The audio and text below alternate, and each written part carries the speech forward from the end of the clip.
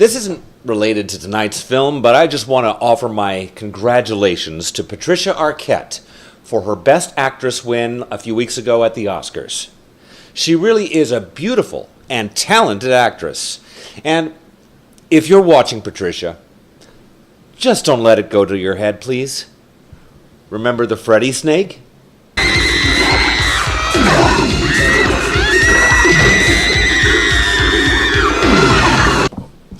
Yep, that was you. Here's your damn rant show, folks.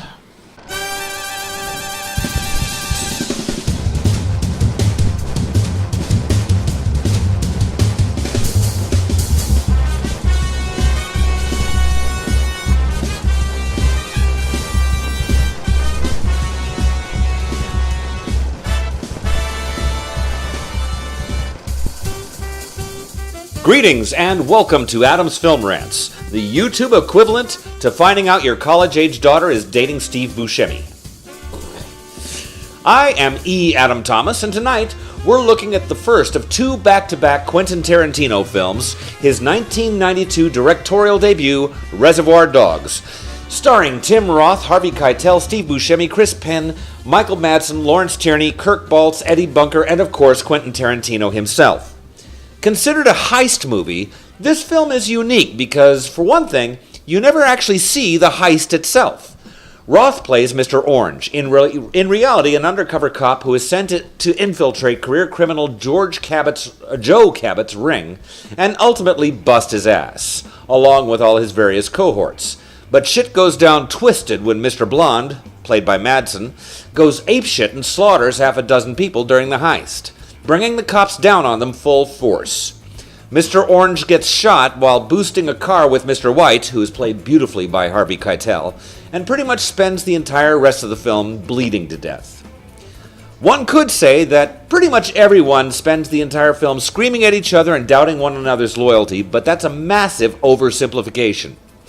The biggest complaint I've heard about this film, and Tarantino's later film Pulp Fiction, is that it's too hard to follow because everything's out of sequence. Sorry, but first of all, the film itself is laid out sequentially with flashbacks that spotlight each of the major characters at points where their character becomes the primary focal point. If you're the kind of fuckhead who has to have a Wayne's World style doodaloo every time a flashback hits, you should probably stop chewing on old Hot Wheels cars coated with lead paint.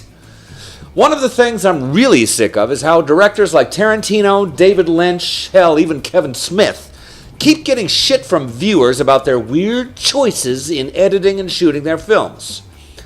For a novice director, I really think Quentin knocked this fucking film out of the goddamn park because he dared to fuck with the natural order of things with his style.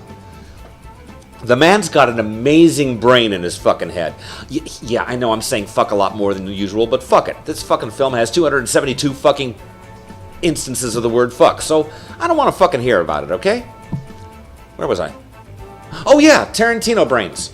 Look, at its best, film is an artistic form of multi-layered expression from set design, sound, costumes, lighting, acting, editing. All that shit has to come out of, go through, and be absorbed by the director. Especially in a case like this where Tarantino is also the writer and one of the actors. I'm telling you, I've always wanted to make a film of my own. I've got 3 unshot scripts right now waiting for me to get up the courage to try to fail at them. Make them. And none of them are anywhere near this complex. Me, trying to make a film like this? It would give me a fucking aneurysm. The man's got a talent for bringing a story to screen, playing it out in what would be almost seem to be an LSD-fueled hallucination style, and still have it make sense. And to do it in the 90s on a budget of $1.5 million, in an era where Coke and Pepsi ads were spending at least $20 million on a 30-second ad? For fucking soda? Man's got some huge-ass balls and talent to pull that shit off. Now, I'm not saying that everything he touches is fucking gold, but he wins more than he loses, and that's good enough for me. If I do have a complaint about this film, it has to be with the basic premise of trying to pull off a heist with 6 guys who don't know each other at all. Eddie Bunker, who actually doesn't get much to do in the film and doesn't have any lines that I remember, was actually a career criminal himself once, and he was the youngest felon ever to be sent to San Quentin. No pun intended. And he himself told Empire magazine that he would never have considered trying to pull off a job like this with 5 other guys that he'd never met. And therefore, he had no way of knowing whether or not he could trust them. There are just way too many variables involved, and it's really weird that a seasoned crime boss like Joe would ever consider putting together such a scheme. If you think about it, though, that point is beautifully addressed in this film, and it explains why shit goes down so hardcore. If you can't trust the guys you're working with, whether it's a football game, a police investigation, a military operation, or making your first film as a director, much less a fucking major heist, you stand a good chance of having a huge torrent of stinky diarrhea hit the fan before all is said and done. He's never said as much in the interviews, but I get the impression that Tarantino thinks career criminals are amazingly brilliant masterminds who are also fucking dumb as posts. I mean, if they were really that intelligent, they wouldn't have had to resort to a life of crime, right? Anyway, let's pull out the old rantometer out of the paddy wagon and toss it into the interrogation here for a moment. For artistic, I'm giving Reservoir Dogs a 4. Hurt only because the budget wouldn't allow Tarantino to get more creative with the set design, but the locations he chose for the film more than made up for any lack of resources, and if anything, it actually made it feel more real. Coolness is a big throbbing 5. Any way you cut it, this is a cool film. Originality gets a 5 as well, because of the unique way the film is laid out. As for suckitude, I'll grudgingly give it half a blade, just due to the infeasibility of the basic premise. That gives Reservoir Dogs a 13.5. Truly an awesome movie and one of Tarantino's best to date. Now, this is the part of the show where I usually tell you to sound off positively or negatively about the movie, my rant, the color of my tie, whatever. You know, this is the internet, all interactive and shit, so here's an idea. I just want one of you to lay into me. Tell me what a fucking asshole I am for blasting your favorite movie or glorifying some piece of shit you think should have been burned long ago, and I'll read your shit right here on the show. Do your worst. I fucking dare you. You know the hashtag. You know the email address. Lay one on me, bro.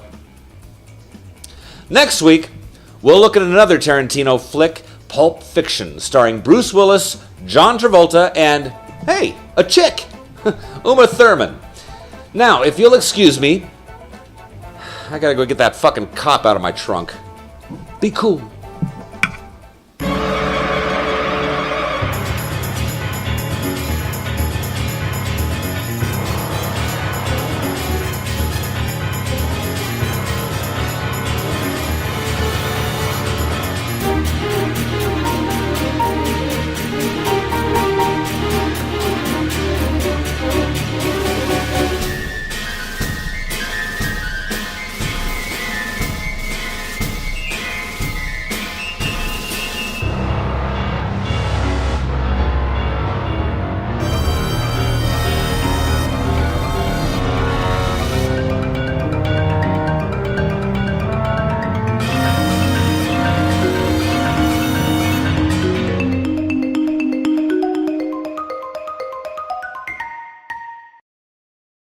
Angry Men Reviews.